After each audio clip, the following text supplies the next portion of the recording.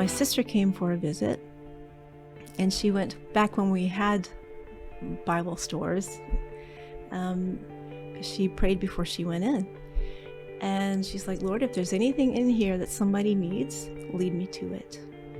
So she went in and she was looking at the books, and she just was drawn to this book on the table. And she didn't know why, because she didn't know the content either. So she would go over and pick it up, wasn't on sale, and then put it back down. I don't even know what that is. 3 times she went over there, and she's like, I'm just supposed to get this book. So she got the book, and when she came home, because I love to read, I'm like, let me see what you got. So I emptied the book, the book's on the floor. And my eyes went straight to that book. And I read the back. I'm like, I'll see you when I'm done. And I went to my room, and it was Rick Howard's book, The Omega Rebellion. Now, he was from the New Age. And I was not. I was a Christian. I was convicted on the spiritual practices, but I was not convicted about contemplative prayer, because this is how sneaky the flesh is. After all, he was New Age. He doesn't understand contemplative prayer. Mine's biblical, right? So I continued the contemplative prayer, but God wasn't finished.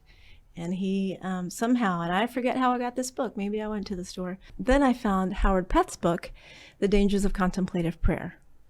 And that book convicted me. And I tell you, that was a hard book to read, because then I had a decision to make. Was this the New Age author? No, this was a Christian author. Okay. Unpacking contemplative prayer and the real roots of it. Well, part of the real roots. What's the name of that book? The Dangers of Contemplative Prayer. Oh, okay, The Dangers. Yeah, it's a really good book to get. I don't remember him going into the occult on it, but it's been a while. But so then I was faced with a decision. Am I going to be obedient and walk away from this, something that's so meaningful to me, where I feel that I experienced Jesus? Am I walking away from God by doing this? So it's fact over feelings, right? This was a battle for me personally, because I'm a feeler. So to give this up was from here, not in my heart, but it's like I wanted to honor God and do things his way. So every day I had to redecide not to do that. That stuff is addicting. It's a dopamine effect, and it's addicting.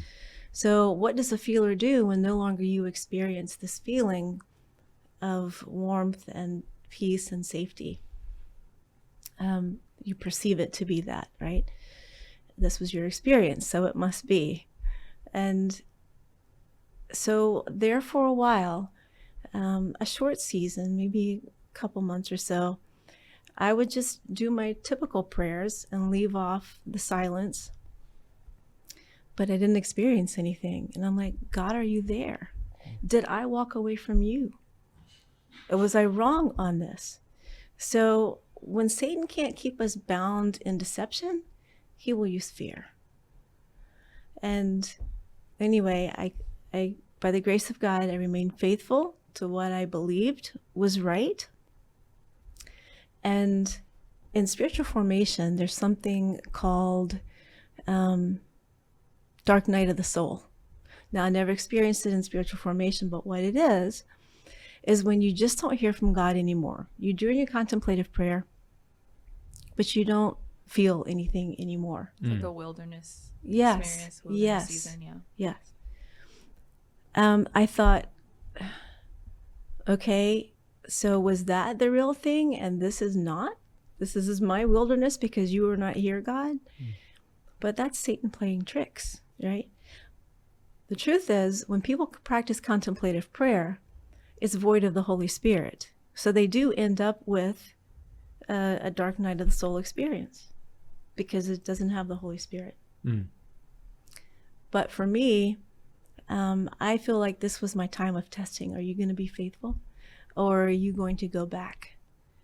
And so by the grace of God, I remained faithful. And then after that, my prayers became powerful. It's like I never experienced this in contemplative prayer. And just for an example, I remember Someone called me. They were going to court to defend. It was for a major business.